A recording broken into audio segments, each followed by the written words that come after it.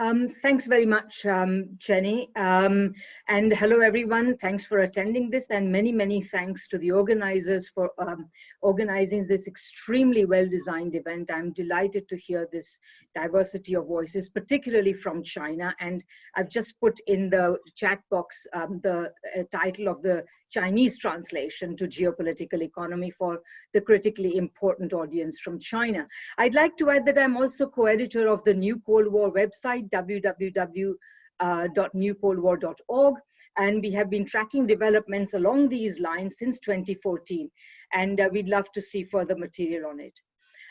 What I want to address is the sort of broader issue. I think a lot of panelists have pointed to a number of, given us a rich panoply of the details of the situation. I want to now step back and say, you know, if we want to protest and plead the case of new Cold War, how do we ensure that the new Cold War against China does not come to pass or is stopped if we believe it's already underway, which is kind of true. The key lies, I think, in the evolution of what I call the geopolitical economy of capitalism up to its present moment. This geopolitical economy promises, the present moment promises to be a further reversal of fortunes for imperialism, a reversal that can be said to, that can be traced back to the late 19th century in the competition of imperial powers, which culminated in the First World War, the weakening of imperialism and decolonization after the Second World War, and it continues to this day in the rise of multipolarity. Cold wars, previous and present, have been ways in which the West has tried to stem this reversal of imperialism, and the present one is significant because it takes place at a time when capitalism is at a lower ebb than ever before. I think this gives it the distinctive character. In this regard, I want to make 3 points. The first one is that the relations between countries do not flow ethereally above societies. They are built on the dynamics of societies, particularly on the unstable dynamics arising from the contradictions of capitalism. They have driven the international relations of capitalism from its birth until today.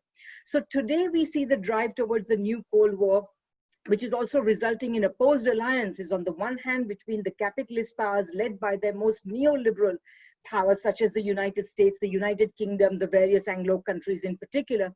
So it arrives, they're trying to create an alignment between these powers on the one hand and the rivals and defiant victims of these powers. So China, Venezuela, Iran, Russia, etc. All of these are a combination of rivals and defiant victims of these powers. The essence of the dynamics of neoliberal capitalism today lies in the crumbling of neoliberal orders that the pandemic has accelerated but not caused. It has led to a disarray of capitalist forces. It has endangered their hold on developments, both domestic and international. The new aggression against China stems directly from this. It constitutes a sop or a substitute for addressing the real problems of the economy, which popular forces are demanding.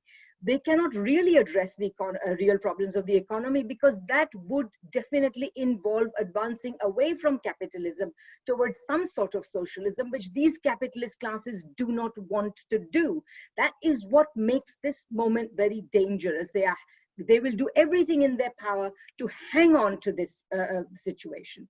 Only 2 things can stop this, and they probably have to work in combination. One is the deft management of this danger by China, and I'll tell you why I think it can do that, and by China's allies, and by progressive politics in the US and other imperialist countries. So popular forces in neoliberal countries can play a critical role. In order to understand why and how their role can be played, I come to my second point.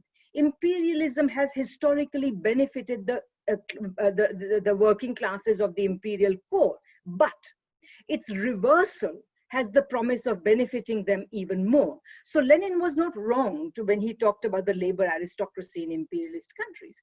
However, the benefits they derive from being a labor aristocrats in imperialist societies are nothing compared to what they stand to gain from the reversal of imperialism.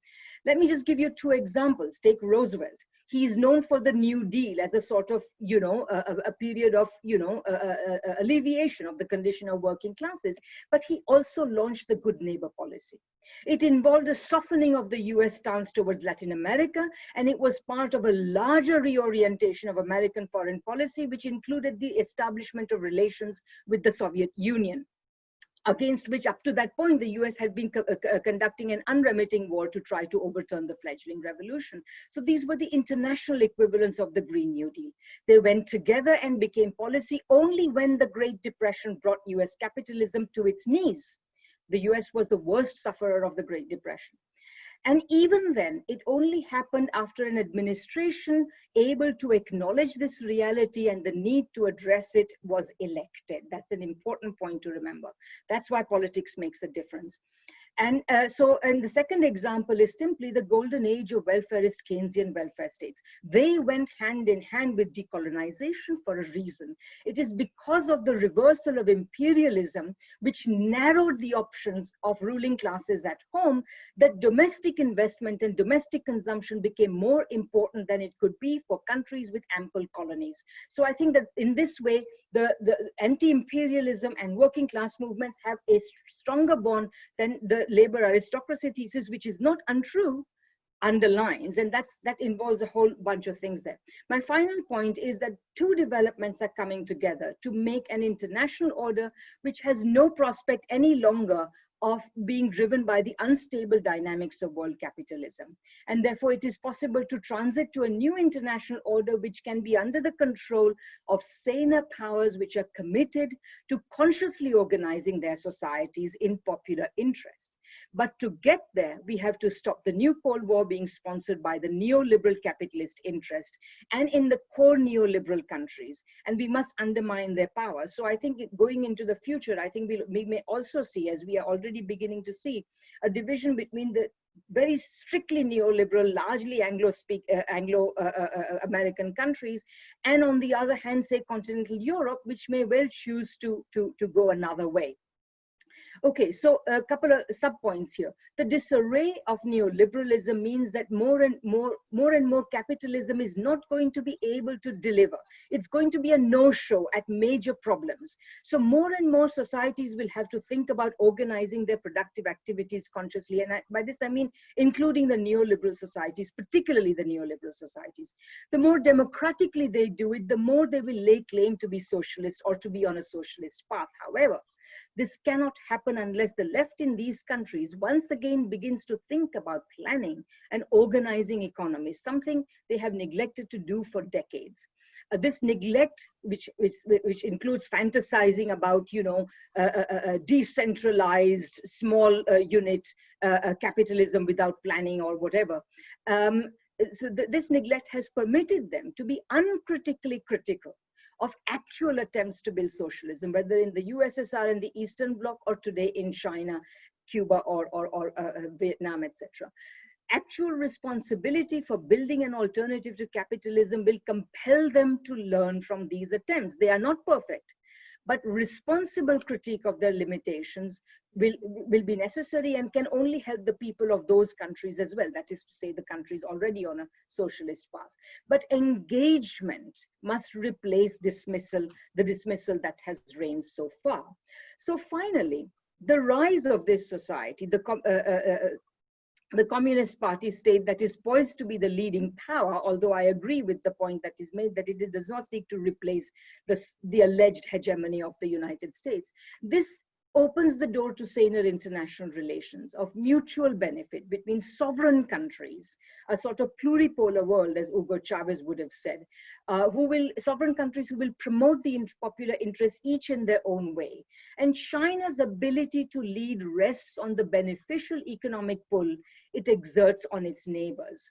As the late and much missed Jude Woodward pointed out in her book, The US versus China, Asia's New Cold War.